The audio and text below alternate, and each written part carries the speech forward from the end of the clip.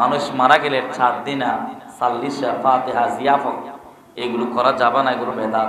মौत जिस दिन आ गई है दुनिया की दौलत तो क्या हुई, रूह तन से उठ गई है मुर्दा की हालत तो क्या हुई। सोला दुनिया सलामुन या हबीब अल्लाह अल्लाहुम्मा सल्लि अला सय्यदिना मौलाना मुहम्मद व अला आलि सय्यदिना मौलाना।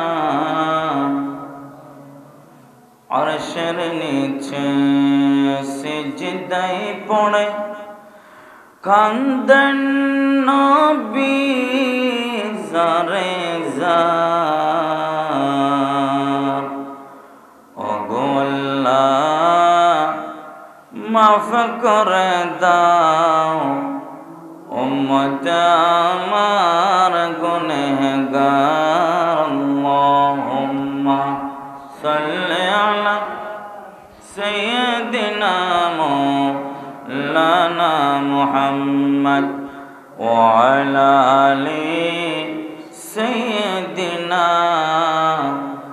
मौलाना। चिंता करे देखो रे मन रात्रि गभीर निशीते, मरण काले কে যাবে তোর সঙ্গী হয়ে কবরে। আল্লাহুম্মা সাল্লি আলা সাইয়্যিদিনা মাওলানা ওয়া আলা আলি সাইয়্যিদিনা মাওলানা। أعوذ بالله من الشيطان الرجيم بسم الله الرحمن الرحيم حميم والكتاب المبين إنا أنزلناه في ليلة مباركة إنا كنا منذرين فيها يفرق كل أمر حكيم بسم الله الرحمن الرحيم ربنا اغفر لنا ولإخواننا الذين سبقونا بالإيمان ولا تجعل في قلوبنا غلا للذين آمنوا ربنا إنك رؤوف رحيم صدق الله العظيم وصدق رسوله النبي الحبيب الكريم وقال النبي صلى الله عليه وسلم إذا كان ليلة النصف من شعبان فقوموا ليلها وصوموا نهارها. قال النبي صلى الله تعالى عليه وسلم من أتاه الله مالا ولم يؤدي زكاة مثل له মা লাহু ইয়াওমাল কিয়ামা শুজাআন আকরাউ লাহু জাবিবাতান ইয়াতাওয়াক্কাহু ইয়াওমাল কিয়ামা সুম্মা ইয়াখুযু বিলাহজিন মাতাইহি ইয়ানি শুদাকাই আনা মালুকা আনা কানজুকা সুম্মা তালা ওয়ালা তাহসাবান্নাল্লাযীনা ইয়াবখালুন। 72 groups without any doubt will go to hell because the Prophet Muhammad sallallahu alaihi wasallam declared on holy hadith, la yu'minu ahadukum hatta kuna ahabba ilayhi min walidihi wa waladihi wan nas ajma'in. Declared on holy hadith, our Prophet Muhammad sallallahu alaihi wasallam, Laylatul Nisfi min Sha'ban, holy hadith declared on our Prophet Muhammad sallallahu alaihi wasallam, alaykum bi qiyamil layl fa innahu dabus salihina qablakum. Almighty Allah narrated in holy oracle book Quranul Kareem, Ihdinas siratal mustaqim. Almighty Allah narrated in holy oracle book Quranul Kareem, Alladhi khalaqal mauta wal hayata liyabluwakum ayyukum ahsanu amala. Allah created death and life to test you who is of you is best indeed in this world. Almighty Allah narrated in holy oracle book Quran al-Kareem, Ya ayyuhalladhina amanu qu anfusakum wa ahlikum nar. The most certain matter in our life is death, but the most uncertain matter in our life is the time and the place of our death. That is the biggest, most surprise of our life. সম্মানিত উপস্থিতি, মহান রব্বুল আলামিনের দরবারে শুকরিয়া আদায় করছি যে রব আমাদেরকে শাবানুল মুআজ্জম মাসের মতো মাসে গরিবের হজ্জের দিন জুমার দিনে আসার সুযোগ করে দিয়েছেন। সকলে বলুন আলহামদুলিল্লাহ। আজকে যারা কোরআনকে অস্বীকার করছে, নবীর হাদিসকে অস্বীকার করছে এবং বলছে শবে বরাত বলতে কোনো রজনী নেই, ওই রাতে ঘুমিয়ে থাকতে হবে, ইবাদত করা বেদাত, নাউজুবিল্লাহ বলুন। এভাবে যারা টেলিভিশনে বসে, মিডিয়ায় বসে, বিভিন্ন জায়গায় বক্তব্য দিচ্ছেন, আজকে আমি বক্তব্যটা সাজিয়েছি তাদের জন্য। যেহেতু গত কয়েকদিন আগেই তো আপনারা দেখেছেন একজন ছেলে ইউনিভার্সিটিতে ফতোয়া দিচ্ছে মানুষ মারা গেলে 4 দিনা সাল্লিশা ফাতিহা জিয়াফত এগুলো করা যাবে না, এগুলো নাকি বেদাত, নাউজুবিল্লাহ বলুন। অথচ আল্লাহ কোরআনে বলেছেন রব্বানা গফির লানা ওয়া লিইখওয়ানিনা আল্লাযীনা সাবাকুনা বিল ঈমান ওয়া লা তাজআল ফি কুলুবিনা গিল্লাল লিল্লাযীনা আমানু রব্বানা ইন্নাকা রাউফুর রহিম। সুবহানাল্লাহ।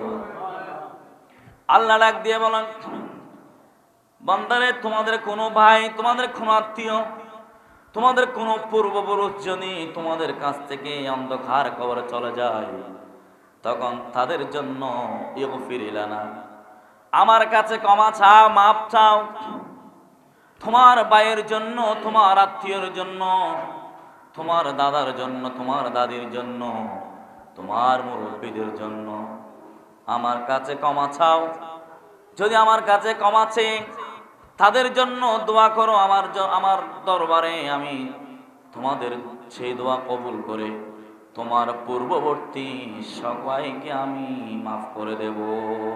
সুবহানাল্লাহ। আল্লাহ যেখানে আল্লাহর কাছে চাওয়ার জন্য, ক্ষমা চাওয়ার জন্য বলেছেন, আর আপনি বলছেন মানুষ মারা গেলে দোয়া করা যাবে না, জিয়ারত করা যাবে না, খানা পিনা ইন্তজাম করা যাবে না, এগুলো বেদাত হবে, নাউজুবিল্লাহ বলুন। অথচ নবীজি হাদিসের মধ্যে বলেছেন, সাহাবায়ে কেরাম নবীকে প্রশ্ন করেছিলেন, which is the best work of Islam, আইউল ইসলামে খৈরুন, ইসলামের মধ্যে কোন কাজ উত্তম? তো তখন নবীজি বলেছেন, তুতিমুত তুআম, তোমরা একে অপরকে খাবার খাওয়াও, সেটা মানুষ মারা গেলে হোক, তোমাদের অন্য কোন অনুষ্ঠানে হোক। যদি তোমাদের কোনো আত্মীয় স্বজন মারা যায়, মারা যাওয়ার পরে তোমরা তাদের জন্য দোয়া করো, ফাতিহা করো, 4 দিন করে সাল্লিশা করো, তাহলে এটা হচ্ছে ইসলামের জন্য উত্তম কাজ। যেহেতু সেখানে আল্লাহর বান্দারা খাবে, খাওয়ার পরে দোয়া করবে, এই দোয়াটাই হচ্ছে, খাওয়াটাই হচ্ছে ইসলামের জন্য উত্তম কাজ। সুবহানাল্লাহ। তো শবে বরাতের রজনীতে আপনি যখন আপনার প্রতিবেশী, আপনার আত্মীয়দেরকে, অসহায়দেরকে হাত নেই পাও নেই ওই ধরনের মানুষদেরকে যখন আপনি খাবার তুলে দিবেন, এবং ওই দিন সারা রাত ইবাদত করে পরের দিন যখন রোজার জন্য আপনি সেহরির ইন্তজাম করে দিচ্ছেন, রমজানের জন্য সেহরির ব্যবস্থা করে দিচ্ছেন, এটাই তো ইসলামের জন্য উত্তম কাজ। নবী এটা বলেছেন, এটা আমরা করছি। যারা এগুলোকে শবে বরাতের রজনীতে খাওয়া দাওয়া ইবাদত করাকে বেদাত বলবে, আমরা তাদের কথা শুনবো না। আল্লাহ কোরআন কি বলছেন? হামিম। এই আয়াতের অর্থ আল্লাহ ভালো জানে এবং রসুল ভালো জানে। সুবহানাল্লাহ বলেন। ওয়াল কিতাবিল মুবিন, সুস্পষ্ট কিতাবের শপথ। আল্লাহ শপথ করে বলছেন, ইন্না আনজালনাহু ফি লাইলাতিন মুবারাকা, নিশ্চয় আমি কোরআনুল কারীমকে বরকত মণ্ডিত রজনীতে নাজিল করেছি, অবতীর্ণ করেছি। বরকত মণ্ডিত রজনী হলো লাইলাতুল বরাত অথবা শবে বরাত। শবে বরাত এটা ফার্সি শব্দ, কোরআনের ভাষায়, আরবি ভাষায় বলা হয় লাইলাতুম মুবারাকা, আর হাদিসের ভাষায় বলা হচ্ছে লাইলাতুন নিসফি মিন শাবান, শাবানের মধ্য রজনী। শাবান মাসের 14 তারিখ দিবাগত রজনী, যেই রাতটাকে আমরা শবে বরাত নামে চিনি, ওই রাতে যদি আপনি গোসল করে ইবাদতের নিয়তে মসজিদে প্রবেশ করে আপনি যদি নামাজ পড়েন, ওই পানি দিয়ে গোসল করেছেন, যেই পানি দিয়ে আপনি গোসল করেছেন, সেই পানির প্রত্যেকটা ফোঁটার বিনিময়ে রব্বুল আলামিন আপনার আমলনামায় সওয়াব দান করবে। সুবহানাল্লাহ। কিভাবে সওয়াব দান করবে? এক রাকাতে এক ফোঁটার বিনিময়ে 27 রাকাত যদি আপনি নফল নামাজ পড়েন, যে সওয়াব হবে। যে পানি দিয়ে শবে বরাতের রজনীতে আপনি গোসল করে ইবাদতের জন্য এসেছেন, নবীজি বলেছেন, উম্মত রে, তোমার প্রত্যেকটা পানির ফোঁটার বিনিময়ে 27 রাকাত নফল নামাজের সওয়াব দান করা হবে। সুবহানাল্লাহ। নবীজি আরো বলেছেন, ওই রজনীতে অর্থাৎ শাবানুল মুআজ্জম মাসে শুরু থেকে শেষ হওয়ার আগ পর্যন্ত যত বৃহস্পতিবার পাবে, জুমার রজনী পাবে, সেই জুমার রজনীতে যদি কোনো নবীর উম্মত নরনারী দুরূদ পাক পড়বে, দুরূদ শরীফ পড়বে, আপনি যেই দুরূদ পাক জানেন সেই দুরূদ পাক যদি আপনি পড়েন, শাবানুল মুআজ্জম মাসের যত বৃহস্পতিবার আছে জুমার রজনী পাবেন। ওই রজনীতে 3000 যদি আপনি দুরূদ পাক পড়েন, নবীজি ঘোষণা দিয়েছেন, উম্মত রে, কিয়ামতের ময়দানে যখন তোমার জন্য কেউ কারো আপন হবে না, সে কঠিন মুহূর্তে দুরূদ পাকের জন্য আমি তোমাকে সুপারিশ করব। সুবহানাল্লাহ।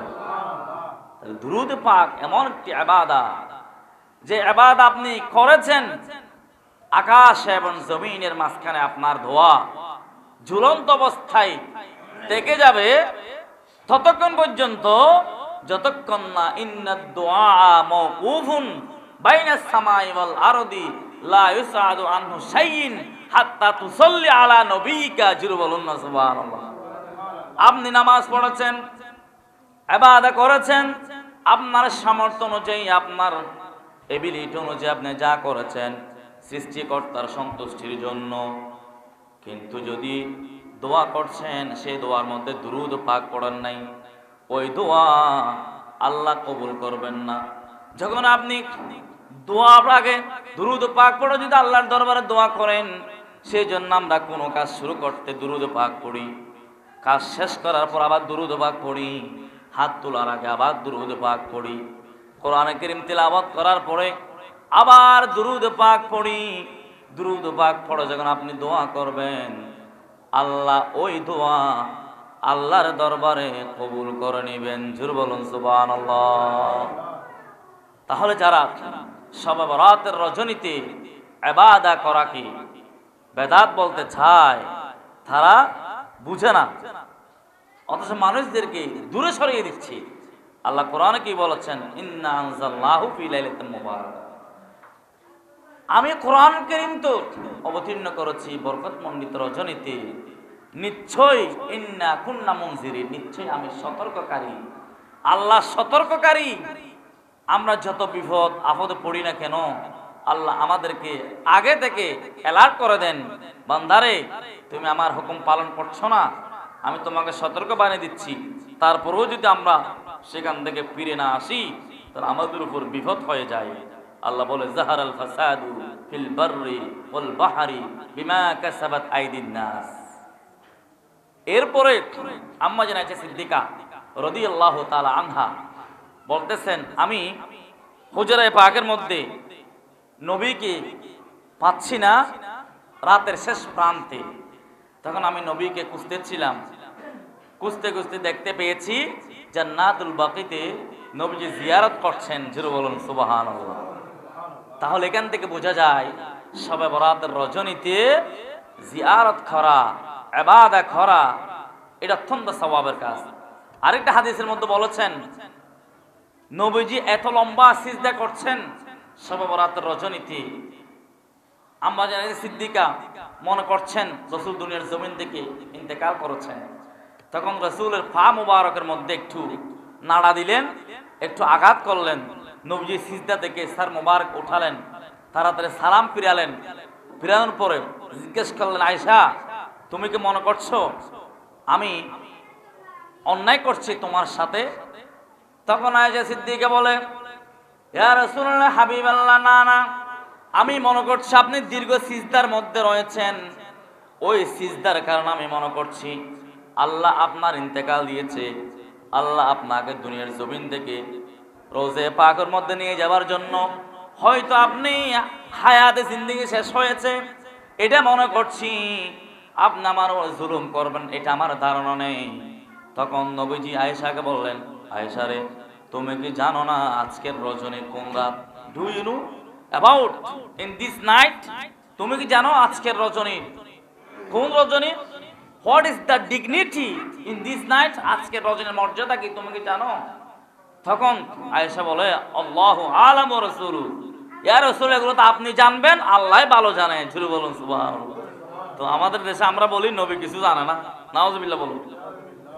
আম্মা জান আয়েশা সিদ্দিকা সাহাবায়ে কেরামদের আকীদা আল্লাহ এবং আল্লাহ রাসূল ভালো জানে, আর আমরা বলি আমাদের নবী কিছু জানে না, নাউজুবিল্লাহ বলুন। আলিফ বা তা চিনে না, নবী মূর্খ, লিখতে জানে না, পড়তে জানে না। আমাদের দেশে অনেকে বলতেছে নবীর শানে এগুলো বলা যাবে না। যারা এগুলো বলছে তারা আবার নবীর স্লোগানও দিচ্ছে, আবার অনেক সময় নবীর বিরুদ্ধে বলছে, নারায়ে রিসালাতকে ফালতু বলছে। আমার কথাটা হচ্ছে শবে বরাতের রজনী আপনি শবে বরাত পালন করবেন, এটা কোরআন দ্বারা এবং হাদিস দ্বারা। তো সেখানে যদি আপনি ইবাদত করেন, নফল নামাজ পড়েন, কাজা নামাজ পড়েন, ওখানে বেদাত কেন হবে? আল্লাহ তো আমাদেরকে বানিয়েছেন ইবাদতের জন্য। সুবহানাল্লাহ বলুন না। আল্লাহ রাব্বুল আলামিন বলেন, ওমা খালাকাতুল জিন্না ওয়াল ইনসা ইল্লা লিয়াবুদুন। আমি মানুষ এবং জিন জাতিকে ক্রিয়েট করেছি, সৃষ্টি করেছি একমাত্র আমি রব্বুল আলামিনের ইবাদত করার জন্য। সুবহানাল্লাহ বলুন। আল্লাহ ক্রিয়েটেড ম্যান এন্ড জিন ফর হিজ ওয়ারশিপ, ইবাদতের জন্য যেহেতু আমাদেরকে বানিয়েছেন, তো আমরা শবে বরাতে, শবে মেরাজে, দৈনিক 5 ওয়াক্ত নামাজ, শবে কদরে, দুই রাতে, শবে বরাতের রজনীতে যদি আমরা ইবাদত করি, তো আবার এখানে বেদাত কেন হবে?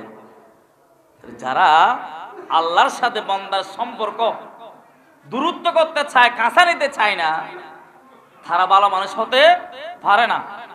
যেহেতু আল্লাহ বলেছেন ইবাদতের জন্য আমি বানিয়েছি, তা আমরা তো ইবাদত করবোই সারা রাত, কেন বেদাত হবে? একটা গেল। আবার কয়েকদিন আগে আপনারা দেখেছেন যে মানুষ মারা গেলে 4 দিনে 40 পাতে যে আমরা দিই, আপনারা দেন মা বাবার জন্য, দাদার জন্য। এগুলো একজন বলছে ছেলে যেগুলো বেদাত, উনি নাকি ওনার শেখ থেকে বড় হুজুর থেকে জিজ্ঞেস করেছে, নাউজুবিল্লাহ বলুন। অথচ কোরআনে বলেছেন রব্বানা ফির লানা ওয়া লিইখওয়ানিনাল্লাযীনা সাবাকুনা বিল ঈমান ওয়া লা তাজআল ফি কুলুবিনা গিল্লাল লিল্লাযীনা আমানু রব্বানা ইন্নাকা রাউফুর রহিম। তোমাদের পূর্ববর্তী তোমাদের ভাইয়েরা, দাদার, আত্মীয়-স্বজনরা যারা তোমাদের আগে ইন্তেকাল করে কবরস্থানে শুয়ে গেছে, তাদের জন্য মাগফিরাত কামনা করো। ইগফির লানা, আমার কাছে ক্ষমা চাও। খাবারের ইন্তজাম করো, মানুষদেরকে খাওয়াও, এটা ইসলামের জন্য উত্তম কাজ। এটা অত্যন্ত সওয়াবের কাজ। এখানে বেদাত বলে ছালিয়ে দেওয়ার কোনো সুযোগ নাই। একটু দুরূদ শরীফ পড়ুন। সালাতুনিয়া সালাতুনিয়া।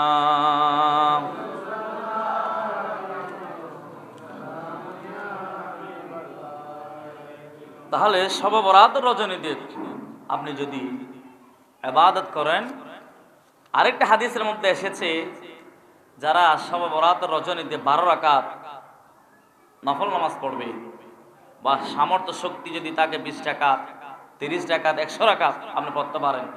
নফল নামাজের কোনো নির্দিষ্ট সীমা রেখা নেই, আপনি যা পারেন পড়তে পারেন। কিন্তু আমরা 12 রাকাত পড়ি এই জন্য যে অনেক মানুষের পায়ের ব্যথা, হাঁটুর ব্যথা। 12 রাকাত যদি আপনি অন্তত পক্ষে পড়েন, এই 12 রাকাতের উসিলাই আল্লাহ আপনার জীবনের গুনাহ মাফ করতে পারে। জোরে বলুন সুবহানাল্লাহ। আর আপনি যেহেতু 10 জন এখানে একসাথে পড়ে, 20 জন, 30 জন, 50 জন, আপনি একা একা পড়লে আপনার অলসতা চলে আসতে পারে। শয়তান আপনাকে ধোঁকা দিতে পারে যে 2 রাকাত পড়েছো, 4 রাকাত পড়েছো, এখন আর পড়তে হবে না, বাসায় চলে যা, ঘুমাও গা, এরকম করে চলো নিয়ে যেতে পারে, শয়তান ধোঁকা দিতে পারে। সেই জন্য আমরা এখানে যদি 12 রাকাত পড়ি, মিলাদ হবে, দোয়া হবে, সকলের জন্য দোয়া হবে। সেখানে যদি একজনের দোয়া আল্লাহ কবুল করেন, ওই একজনের উসিলাই আমাদের জীবনের গুনাহ মাফ করে দিবে। জোরে বলুন সুবহানাল্লাহ। সেই জন্য আমি অনুরোধ করব, ওই রজনীটা, শবে বরাতের রজনীটা, বছরে 5টি রজনীতে আল্লাহ দোয়া কবুল করেন। নবীজি বলেছেন ইন্নাদ দুআ ইউস্তাজাবু ফি 50 লায়ালিন। আল্লাহ রাব্বুল আলামিন নবীর মাধ্যমে জানান দিয়েছেন, নবী গো আপনি আপনার উম্মতদেরকে জানান দেন আমি 5টি রজনীতে দোয়া কবুল করি, স্পেশাল ভাবে দোয়া করি, এবং সেই দোয়া আমরা কবুল করব। বান্দার দোয়া আমি কবুল করব। 1 নাম্বার রজবুল মুরজ্জব, অর্থাৎ রজব মাসের প্রথম চাঁদ যখন উদিত হয় ওই রজনীতে। এরপরে লাইলাতুন নিসফি মিন শাবান, যেই শাবানের রজনীর সামনে আসতেছে 14 তারিখ দিবাগত রজনী আমরা শবে বরাত নামে চিনি। ওই রজনীতে যদি কোনো বান্দা দোয়া করে, সেই দোয়া আল্লাহ কবুল করে নেবেন। জোরে বলুন সুবহানাল্লাহ। এরপরে লাইলাতুল কদর, এরপরে জুমার রজনী আছে, এরপরে ঈদুল ফিতর, ঈদুল আযহা আছে। এই ধরনের যত রাত আছে, সেই রজনীতে যদি আপনি গুনার কথা স্বীকার করে আল্লাহর দরবারে দোয়া করেন, আল্লাহ আপনার দোয়া অবশ্যই কবুল করবে। সুবহানাল্লাহ। আমাদের ঈদুল ফিতর, ঈদুল আযহা, আর আমরা মিলাদুন নবীও কি করি? পালন করি। সকল ঈদের সেরা ঈদ ঈদে মিলাদুন নবী। জোরে বলুন সুবহানাল্লাহ। সালাতুনিয়া। ফেরেশতাদের ঈদ কি বলুন তো? শবে বরাতের রজনী, এটা হচ্ছে ফেরেশতাদের ঈদ। জোরে বলুন না সুবহানাল্লাহ। শবে কদরের রজনী হচ্ছে ফেরেশতাদের ঈদ। জোরে বলুন সুবহানাল্লাহ।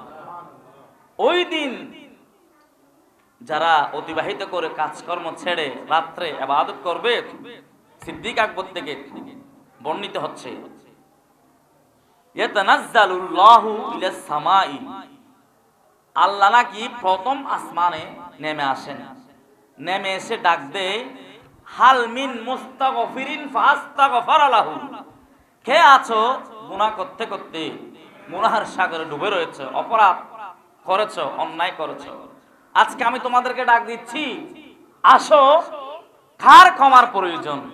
এভাবে বলে আল্লাহ প্রথম আসমানে নেমে আসবেন, এসে আমাদেরকে ডাক দিবেন। কখন? শবে বরাতের রজনীতে, শেষ প্রান্তে, সেহরি খাওয়ার আগ মুহূর্তে, 3টা সারাদিন 4টার আগে ধরো, শেষ প্রান্তে। এরপরে বলবে আলামিন মুরজিকিন, অথবা মুরজিকিন, রিজিক কার প্রয়োজন আছে, রিজিক দরকার আছে, রিজিকের জন্য আমার কাছে চাও। এরপরে ওই রজনীতে ডাক দিয়ে বলবেন কার হায়াতের প্রয়োজন, কার ধন সম্পদের প্রয়োজন, কার কি প্রয়োজন, আমার কাছে চাও, আমি তোমাদের সকলের হাজাত পুরা করব। সুবহানাল্লাহ। এটা স্পষ্ট হাদিস আছে। আরেকটা হাদিসের মধ্যে এসেছে জিবরাইল আমিন আলাইহিস সালাম শেষ রজনীতে, শবে বরাতের শেষে নবীর দরবার আসবেন, নবীকে সালাম দিবেন। সালাম দিয়ে নবীতে ওই রাত্রিতে ইবাদত করছেন, নবীজিকে যখন সালাম দিবেন, নবীজি একটু দেখবেন কে এসেছে। দেখতে পেলেন জিবরাইল আমিন এসেছে। আসার পরে জিবরাইলকে বলবে, জিবরাইল তুমি কেন এসেছো? বলছে রাসূল আমাকে আল্লাহ পাঠিয়েছেন আপনার কাছে, আপনাকে সালাম দিতে, এবং আল্লাহ জানান দিয়েছে আপনি একটু সর মুবারক উঠান, একটু দেখেন। প্রথম জান্নাতের ফেরেশতারা জান্নাতের দরওয়াজার সামনে দাঁড়িয়ে ঘোষণা দিচ্ছেন হালমিন দোয়া, এই রজনীতে কে আছো আল্লাহর কাছে দোয়া করছো? সুবহানাল্লাহ বলুন। লিমান রাকা, কে আছো রুকু করছো? লিমান সাজাদা, কে আছো সিজদা করছো? লিমান ইয়াবাকি মিন খাশিয়াতিল্লাহ, কে আছো শুকর পানি পেলে পেলে আল্লাহর কাছে কান্না করছো? লিমান লিজাকিরিন, কে আছো আল্লাহর দরবারে জিকির করছো সুবহানাল্লাহ আলহামদুলিল্লাহ ওয়ালা ইলাহা ইল্লাল্লাহ? কে আছো লিমান লিল ইউসাল্লুন, কে আছো দুরূদ পাক পড়ছো? কে আছো লিল মুসলিমিন, কে আছো আত্মসমর্পণ করছো আল্লাহর কাছে? তোমরা এক একজন এক এক দোয়া নিয়ে, এক এক দুরূদ নিয়ে, এক এক জিকির নিয়ে যখন আজকের রজনীতে চাচ্ছ, ইবাদত করছো, হালমিন সাইরিন ফায়ুতিলাহু, তোমরা এই রজনীতে যেহেতু চাচ্ছ, নবীজির মাধ্যমে জানান দিচ্ছেন নবী গো আপনার উম্মতরা যেহেতু কাজ কর্মরে আজকের রজনীতে আমার কাছে চাচ্ছে, তাহলে আমি ঘোষণা দিয়েছি ফায়ুতিলাহু, তারা যেটা চাচ্ছে আমি তাদের সেই চাওয়াটা পরিপূর্ণ করে দেব। সুবহানাল্লাহ। দেখছেন কত সুন্দর হাদিস। শবে বরাতের জন্য, শবে বরাতের রজনীতে আমরা ইবাদত করার জন্য আমাদেরকে দিয়েছেন, কিন্তু আমরা সেই রজনীতে ঘুমের মধ্যে থাকি, অথচ বছরে কত রাত যে আমরা ঘুমাইছি কোনো হিসাব নেই। ওই একটি রজনীতে আপনি না ঘুমালে কি হয়েছে? তাও তো আপনার জন্য, আমার জন্য, নিজের জন্য আপনি ইবাদত করবেন, আল্লাহ আপনার গুনাহ মাফ করে দিবে। জোরে বলুন না সুবহানাল্লাহ। আপনি যার জন্য দোয়া করবেন খালেস নিয়তে, আমা উমিরু ইল্লা লিয়াবুদুল্লাহ মুখলিসিনা লাহুদ্দিন, তাহলে একনিষ্ঠতার সাথে যদি আপনি আল্লাহর দরবারে দোয়া করেন, আল্লাহ অবশ্যই আপনার দোয়া কবুল করবে। জোরে বলুন না সুবহানাল্লাহ। রসুল বলেন আল্লাহুম্মা সাল্লি সাইয়্যিদিনা মাওলানা ওয়া আলা আলি মাওলানা। তো নবীজিকে সাহাবায়ে কেরামরা হযরত আনাস থেকে হাদিস রাওয়ায়াত প্রশ্ন করলেন যে রাসূল আপনি শাবান মাসে রোজা রাখেন, শবে বরাতে রোজা রাখেন, কারণ কি? তখন নবীজি বলেছেন হে আমার সাহাবায়ে কেরামরা শুনো শুনো, এই রজনীতে, এই মাসের মধ্যে এমন একটি রজনী আছে যে রজনীর নাম শবে বরাত, লাইলাতুল বরাত, লাইলাতুন নিসফ মিন শাবান। এই রজনীতে আল্লাহ সমস্ত সৃষ্টির কার্যাবলী, অর্থাৎ কে কয়দিন বাঁচবে, কে কয়দিন হায়াত পাবে, কে কয়দিন রিজিক পাবে, কে কোথায় খাবে, একটা লিস্ট আল্লাহ আজরাইলকে পাঠাবেন।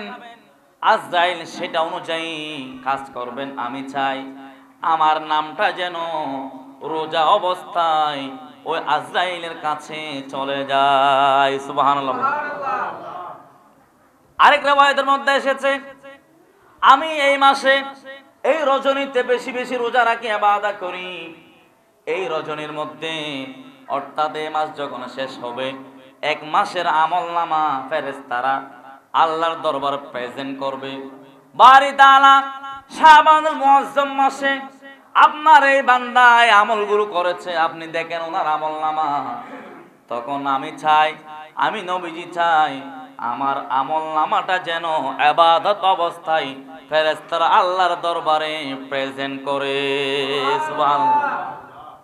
তো যেহেতু এই মাস হায়াত বাজেট হচ্ছে, রিজিক বাজেট হচ্ছে, সবকিছু বাজেট হচ্ছে, তাহলে এই মাসে কেন আপনি ইবাদত করবেন না?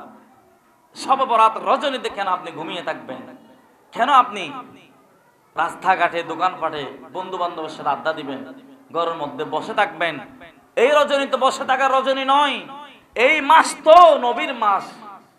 এই রজনীতে আল্লাহ রহমতের দরওয়াজা খুলে রাখেন।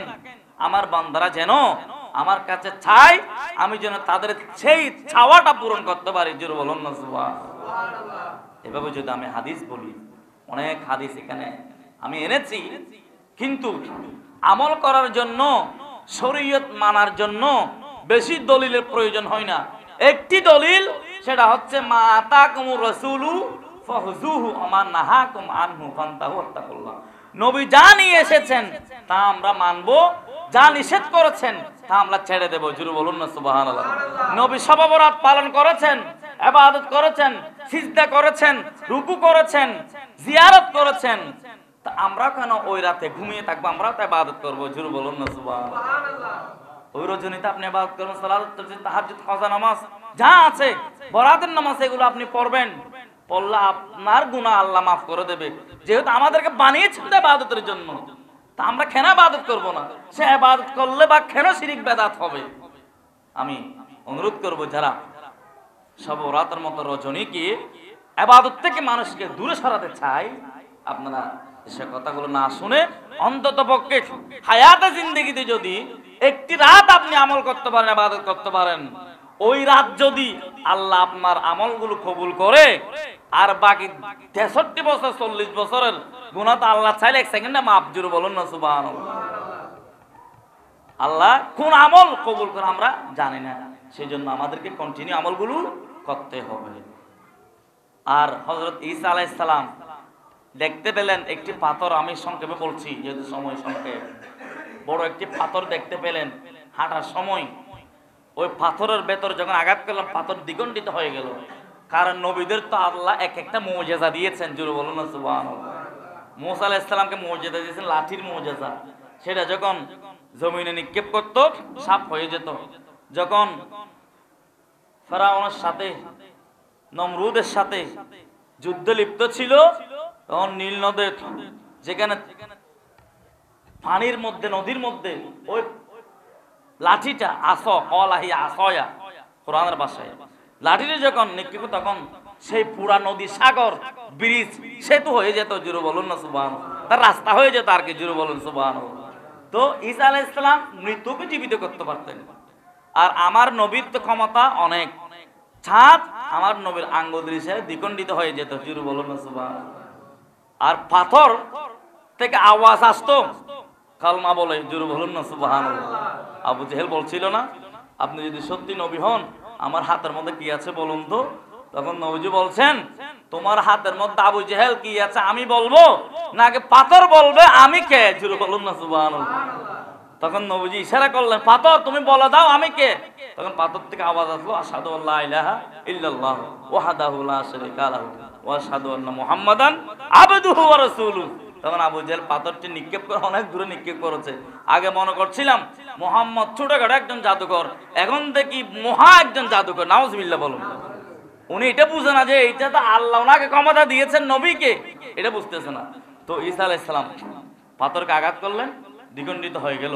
হয়ে যাওয়ার পর একজন সাদা দাড়িওয়ালা মানুষ সেখান থেকে বের হয়েছে, বলছে তুমি পাথরের ভিতর খাওয়া নাই, বাজার নাই, কিছু নাই, কেমনে কেন থাকছো? বলে আমি এখানে 700 বছর ইবাদত করছি। বলছে কি ভাবে সম্ভব, হাউ ইজ পসিবল? বলছে এটা আল্লাহ আমাকে খাওয়ায়, যেহেতু আমি আল্লাহর জন্য দিব না, নবীর জন্য দিব না, এখানে আল্লাহ তো আমাকে খাওয়াচ্ছে, তো আমার উম্মতের মধ্যে তো এত ইবাদতকারী আবেদ পরহেজগার তো মানুষ আমি দেখতে পাচ্ছি না। আল্লাহকে বলছে আল্লাহ আমি নবী হতে চাই না, তুমি আমাকে নবীর উম্মত বানাও, যে নবীর উম্মতরা ইবাদত করবে কম এবং হায়াত পাবে কম, ইবাদতের সওয়াব বেশি। জোরে বলুন না সুবহানাল্লাহ। তখন ঈসা আলাইহিস সালাম আশ্চর্য হয়ে গেলেন যে তুমি 700 বছর আমার উম্মতের মধ্যে তো হায়াত পাবে, এত ইবাদত করতে তো আমি দেখি নাই বা পাবেও না। তখন উনি বলছে যে এমন একজন নবী আসবেন যেই নবীর উম্মতরা হায়াত পাবে কম এবং আমলের গুলো রাত পাবে, যে রজনীতে ইবাদত করলে 400 বছরের চেয়ে বেশি সওয়াব আল্লাহ ওই উম্মতের আমল নামে দান করবে। জোরে বলুন সুবহানাল্লাহ। সে রজনী কোনটি? শবে বরাত। ওই বুজুর্গ ব্যক্তি যদি 700 বছর ইবাদত করে সওয়াব পায়, আর নবীর উম্মত শবে বরাতের রজনীতে এক রাত ইবাদত করবে, 400 বছরের চেয়ে বেশি সওয়াব আল্লাহ আমল নামে দান করবে। জোরে বলুন সুবহানাল্লাহ। আর শবে কদরে যদি কোন উম্মত ইবাদত করে সারা রাত, 1000 বছর ইবাদত করলে যে সওয়াব, সেই সওয়াব আল্লাহ দান করবেন। লাইলাতুল কদরি খায়রুম মিন আলফি শাহর। জোরে বলুন না সুবহানাল্লাহ। যাই হোক, আল্লাহ আমাদেরকে শবে বরাতের ফজিলত, শবে বরাতের মর্যাদা, শবে বরাতকে সারা রাত ইবাদতের মাধ্যমে যেন আমরা কাটাতে পারি, আল্লাহ যেন তৌফিক দান করে। আমার তৌফিক ইল্লা বিল্লাহ। আসসালামু আলাইকুম ওয়া রাহমাতুল্লাহি ওয়া বারাকাতুহু।